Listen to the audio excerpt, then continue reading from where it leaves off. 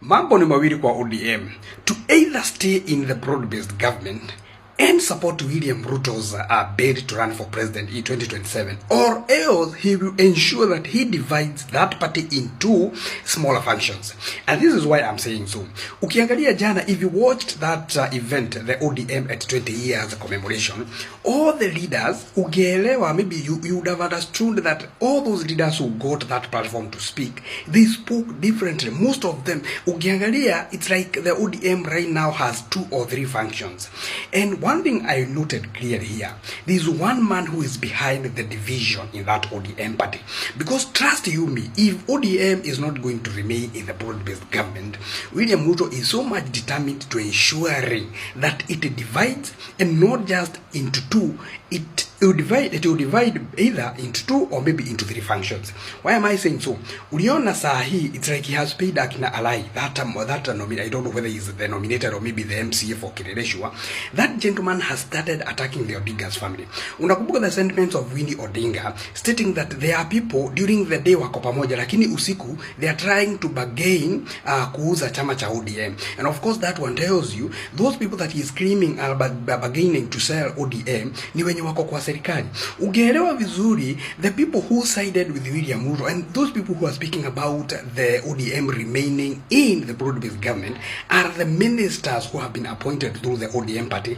Akina Opiyo Wandayi. Now Opiyo Wandayi in fact has threatened to leave the ODM if it's going to leave the broad-based government. Then we have Akina Joho, we have Akina Johnny Mbadi, all those people who are benefiting directly from the government. They are speaking good of the government. William Ruto comes yesterday, and one thing I'm sure of, he want to manage, he want to micromanage that party, either from outside or from inside. Now this is what I know. Wale what will happen in ODM, atahakikisha imepigana. Kupigana as in ikuwe division, but you see this party has invested a lot. It has a lot of money. This is one of the most it's a party that has a lot. So kusema ati itagawanyika, it's either kukuwe na vita. Robert Alai yashaanza kusema, oh, it is your father that we respected, not you. And if you're not comfortable with the affairs of the ODM and the way it's being run, you better leave na uachie watu wengine waendelee. So what William Ruto is going to do, atalipa viongozi wengi sana pale to ensure that there is a disintegration, there is division, there is no unity. They are not going to speak the same voice. So sasa hivi wanasema, oh, nataka sasa sijui nini. Because what William Ruto wants is to do ile kitu alikuwa amejaribu Mount Kenya lakini ikafail. In Mount Kenya alikuwa anataka kukuwe na east, mara kukuwe na west. Hiyo kitu ikashindikana. Akasema, oh, akatuma viongozi wa Kiambu aseme, oh, Kiambu is not in Mount Kenya. Kiambu should be seceded from Mount Kenya.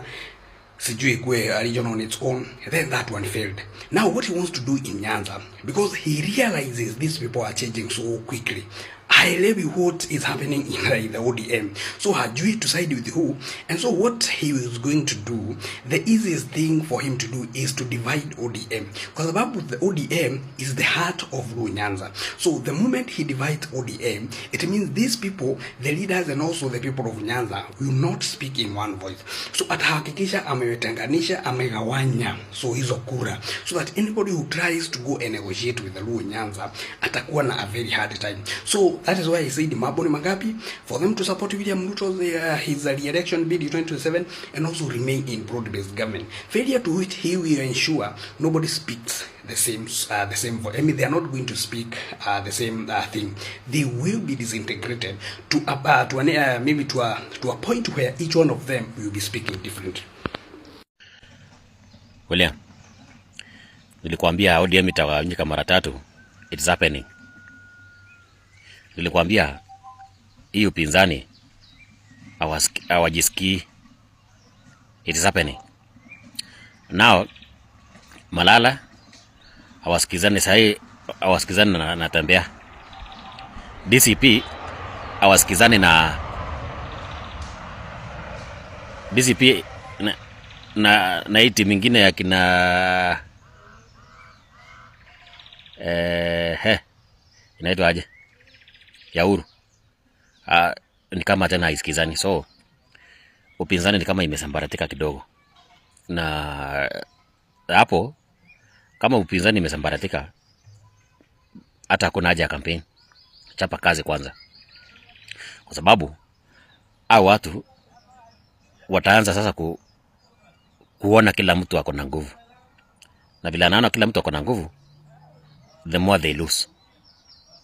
Unaona, hao watu wakianza kupigana, hao wanapigana, mwananchi atarudi aseme hakuna msimamo hao watu wako nayo, na mwananchi akiona hakuna msimamo watasema tu heri UDA ama heri Kenya Kwanza. So as a political analyst, mimi naona saa hii you are on the right track saa hii, lakini hatujui kesho.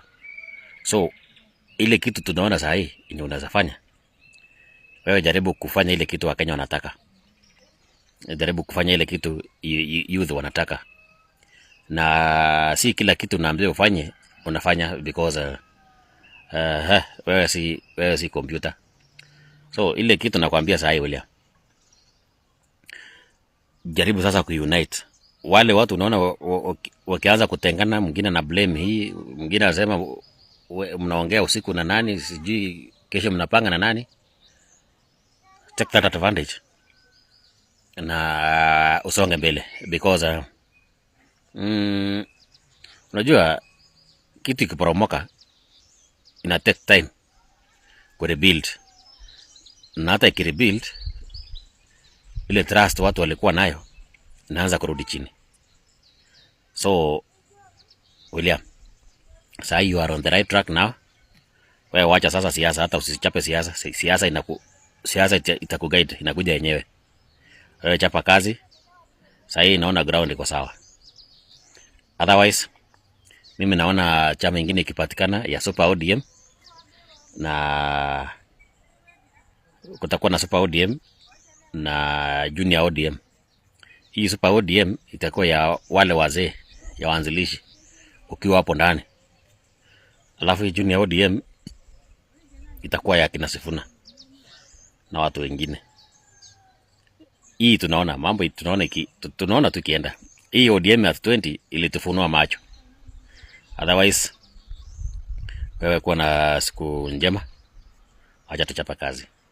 My fellow Africans, I think it's important for the record, as one of the, I can say one of the founders of the party, ODM,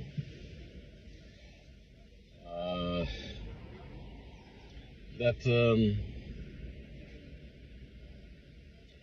the Orange Democratic Movement should reject in every possible term. And if it needs to break up, if we need to send the people out of the party so that the spirit of that party can live, so be it. What the president is trying to do is to build a super party. This is part of his authoritarian nature. He wants a party that will be a huge super bus that is going to include everyone. And therefore, once you have a kind of party like that, you can rule ad infinitum. You can just continue ruling this country the way you want. There is a way of killing multi-party politics without tampering with the Constitution. What you do is you just destroy the foundations of political parties. Now, by killing by trying to get this ODM into his UDA political party, this is a way of getting rid of one of the major political parties. It's a way of trying to bring back his re-election. It's a way of trying to make sure that not only does he have the parliamentary votes in the next dispensation to change then the constitution to a way that favors him. Mr. Ruto wants to rule for the next 30 years. See, this is very important for everybody to understand. Of course, this will not happen because we have the Gen Zs who will make a Bangladeshi situation in this Kenya if you try that. No question about it. And I'll be at the barricades with them. I was there before. I was provided the intellectual theoretical debate about it. And I'm going to be elected as the next member of parliament for Langata by the same Gen Zs. Because they need allies and they need people who can hold their hands in certain places. But the major thing that I want to send to this party that many of us give our youth and our lives is that you should not allow for you to be brides to the current president, and that you should chart this party, call a national convention of the party, make a political vote as to where you want to go. This party is democratic. Ask the people. Ask the people from all the counties to come and meet and to have a debate, a proper debate. Everybody should bring their issues to the table. And then let the delegates of the country say, yes, we're going to do this, and yes, we're going to do this. This is not a Luo party. This is not Odinga's party. It is nobody's party. It is not Oburu's party. It is not the Secretary General's party. It is not nobody's party. This party belonged to the people.